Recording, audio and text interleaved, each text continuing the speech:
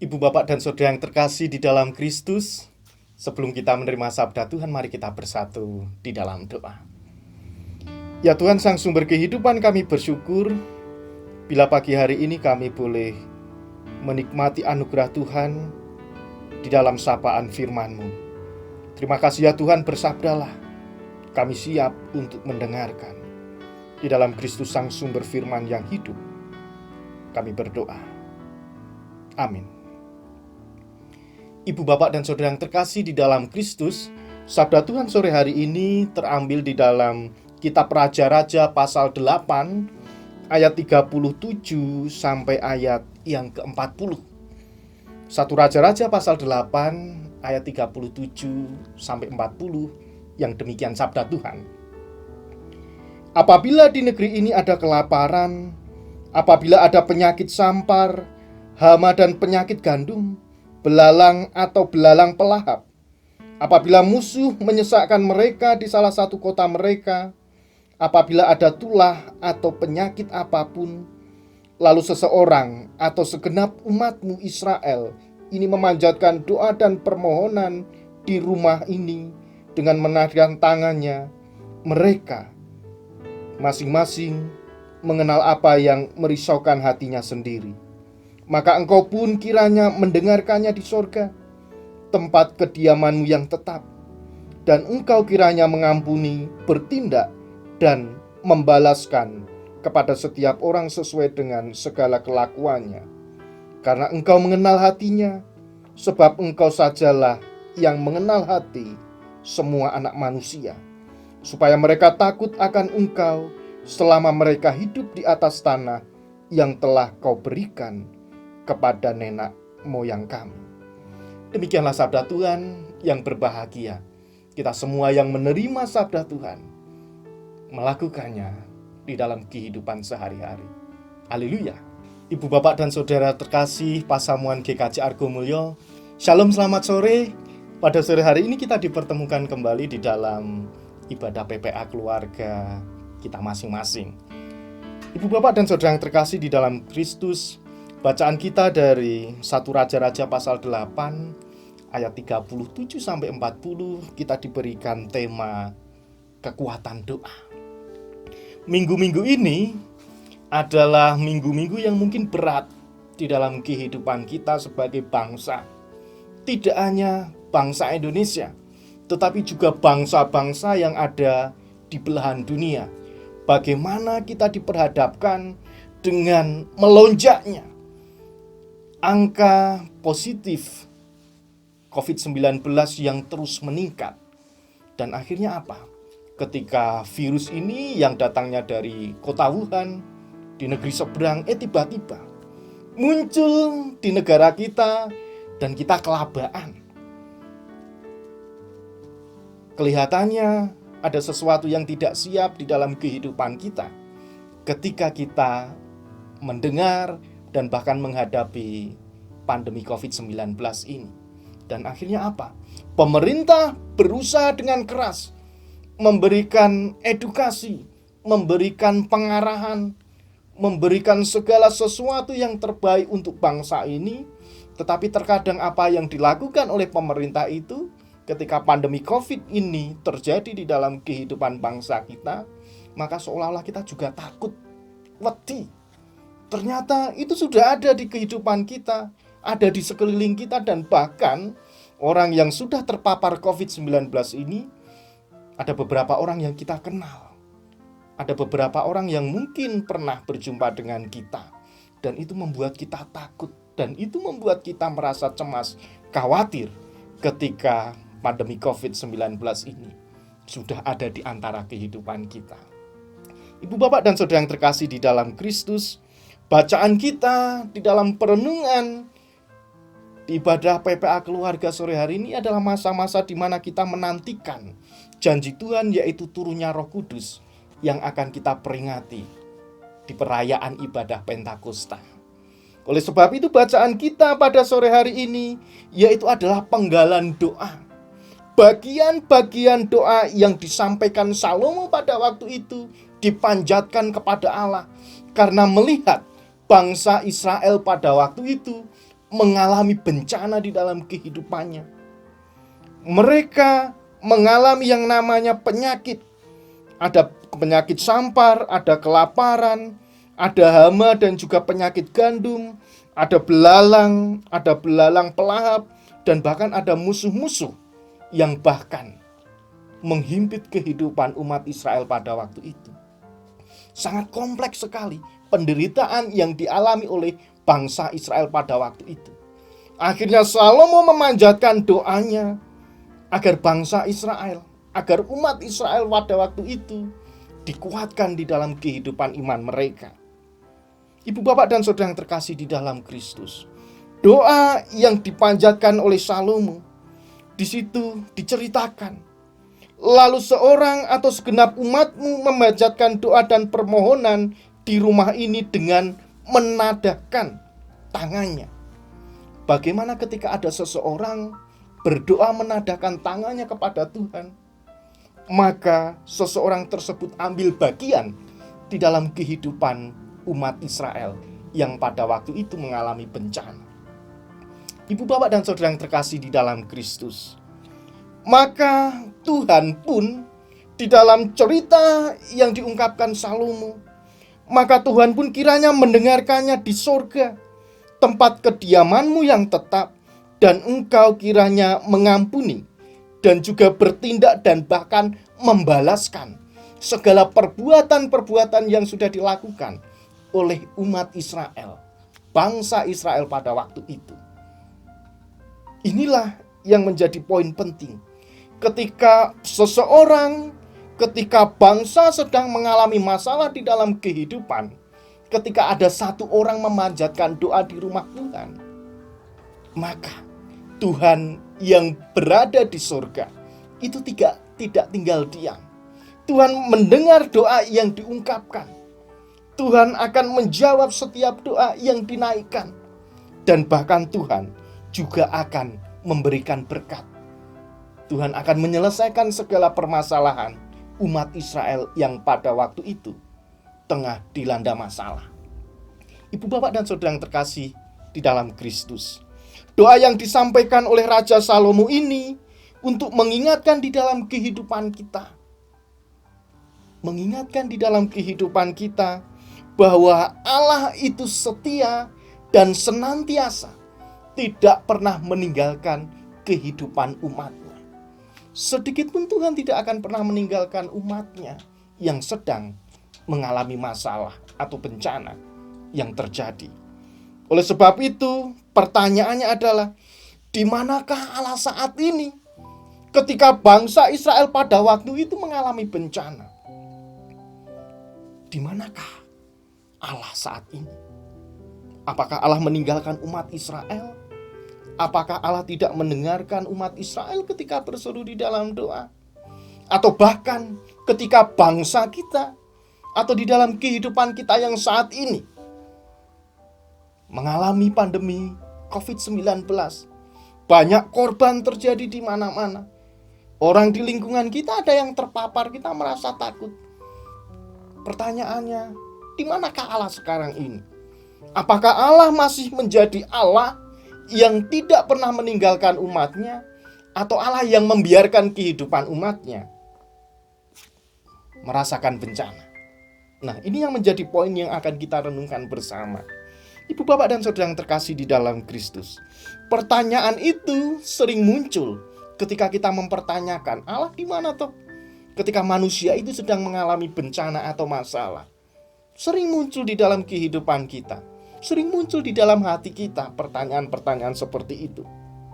Ternyata dari doa yang disampaikan oleh Raja Salomo pada waktu itu kepada Allah yang diperhadapkan dengan apa yang terjadi dan dialami oleh orang-orang Israel, Salomo berdoa ketika ada pentabisan bait Allah pada waktu itu. Maka Salomo tidak pernah lupa akan kebaikan Allah yang sudah dialami. Oleh sebab itu Salomo pun juga tidak akan pernah lupa kepada bangsanya atau rakyatnya yang selama ini mendukung Salomo menjadi raja.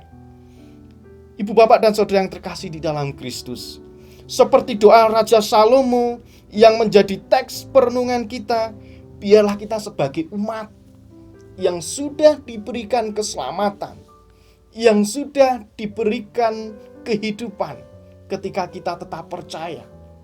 Maka doa yang disampaikan oleh Salomo itu menunjukkan betapa ringkihnya kehidupan manusia. Hidup kita ini ringkih, dan bahkan kosmos atau dunia ini itu juga memiliki kelemahan keringkihan yang setiap saat bisa terjadi di dalam kehidupan dan dunia ini dengan sekejap akan lenyap. Itulah kelemahan, itulah ringkihnya kehidupan manusiawi yang ada di dalam kehidupan kita. Di situ menunjukkan bahwa kita masih memerlukan pertolongan. Di situ menunjukkan bahwa kita ini masih membutuhkan penyertaan kekuatan Allah untuk menjalani kehidupan ini. Khususnya di minggu-minggu ini adalah minggu yang sangat menentukan, ketika umat diajak untuk menggumuli setiap kehidupannya ketika menantikan janji Tuhan di dalam peristiwa Pentakosta yang akan kita rayakan besok minggu. Oleh sebab itu, Salomo percaya di dalam doanya yang dipanjatkan, yang diungkapkan kepada Allah, mampu memulihkan kehidupan bangsa Israel yang pada waktu itu mengalami masalah ataupun bencana yang dihadapi. Dan kita pun juga diajak saat ini, sama seperti Salomo yang berdoa untuk bangsa Israel. Kita pun di dalam kehidupan keluarga kita masing-masing, kita juga diajak untuk berdoa. Dan bahkan tema minggu kemarin, ibadah minggu di minggu Paskah yang ke-7, nafas kehidupan. Doa menjadi kekuatan untuk menyambung iman kita, agar kita tetap bernafas, agar kita tetap hidup di dalam Tuhan, yang menjadi kekuatan di dalam kehidupan ini. Ibu, bapak, dan saudara yang terkasih di dalam Kristus, pandemi COVID yang saat ini terjadi di bangsa kita, dan bahkan yang saat ini terjadi di kota Salatiga, dan bahkan kota-kota lain, semakin hari kurvanya semakin naik. Semakin hari jumlah yang terpapar positif itu juga semakin bertambah. Yang itu membuat kita diajak untuk merenungkan, sudahkah kita mempercayai Allah yang sudah menciptakan kita? Sudahkah kita memohon pertolongan dan kekuatan dari Allah yang sudah menciptakan kehidupan kita? Oleh sebab itu, sama seperti Salomo, kita diajak berdoa. Karena dengan berdoa kita bisa terus berkomunikasi, kita bisa terus berelasi dengan Allah. Dengan doa, nafas kita tetap hidup. Dengan doa, akan ada keselamatan yang terus terpelihara dan diingatkan di dalam kehidupan kita, bahwa kita ini adalah manusia atau makhluk yang ringkih, yang akan terus membutuhkan pertolongan dan penyertaan dari Allah. Oleh sebab itu, tema pada sore hari ini kekuatan doa. Jangan sampai itu disepelekan. Allah, wong yo ndonga, sesuk iso ndonga, sesuk jek ana wektu ndonga, sesuk masih ada kesempatan untuk berdoa. Jangan sampai waktu itu disia-siakan, bahwa di dalam kehidupan kita setiap saat dituntut dan diajak untuk berkomunikasi dengan Allah, untuk berelasi dengan Allah di dalam setiap doa-doa kita. Maka ibu, bapak, dan saudara yang terkasih di dalam Kristus, doa yang kita panjatkan di pekan-pekan yang sangat menentukan ini, itu menunjukkan bagaimana, apakah kita percaya sepenuhnya kepada Allah ketika Allah ingin memberikan dan menggenapi janjinya, memberikan Roh Kudus melalui peristiwa Pentakosta, atau justru kita hanya Allah leyeh-leyeh, kita hanya diam, kita hanya leh-leh-luweh. Sing penting aku percaya, ora sak ndonga. Nah, itu yang keliru di dalam pemahaman kita ketika kita meneladani Kristus.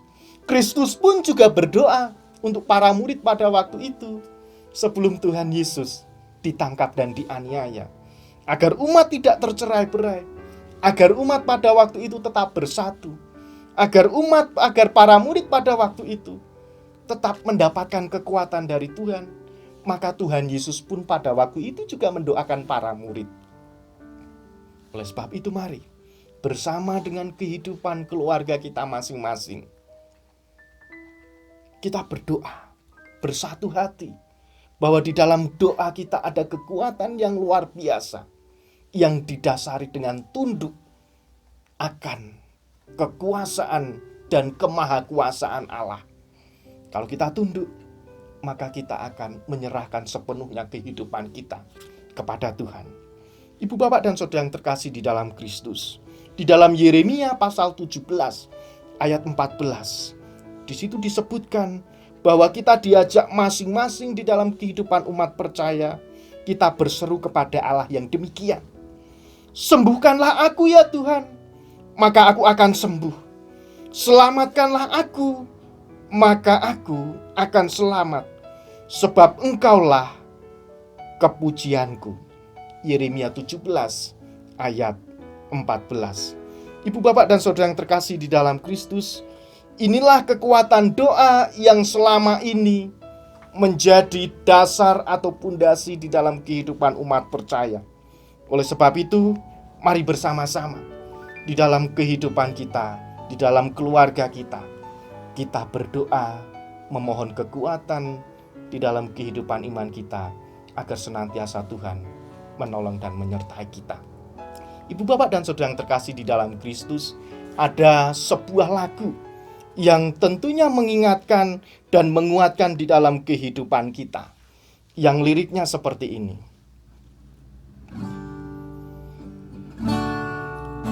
Berseru memanggil namanya, berdoa Dia akan segera menghampiri dirimu. Percaya Dia tak jauh darimu, Dia hanya sejauh doa. Berseru memanggil namanya, berdoa Dia akan segera menghampiri dirimu.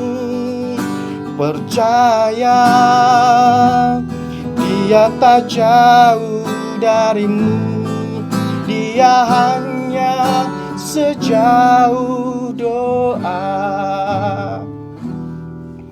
Dia hanya sejauh doa. Ibu, bapak, dan saudara yang terkasih di dalam Kristus, Tuhan hanya sejauh doa. Tinggal bagaimana di dalam kehidupan kita, sama seperti Salomo. Apakah kita menjauhkan diri kita kepada Tuhan karena kita tidak mau berdoa?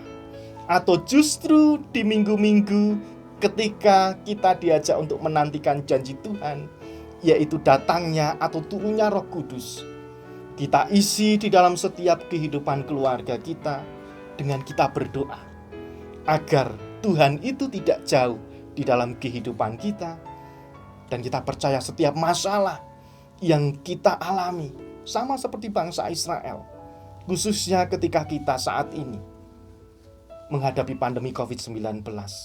Mari kita isi di dalam kehidupan kita.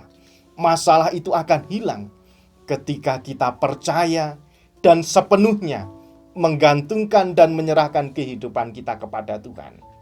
Dan percayalah, Tuhan akan menjawab setiap permohonan di dalam doa-doa kita.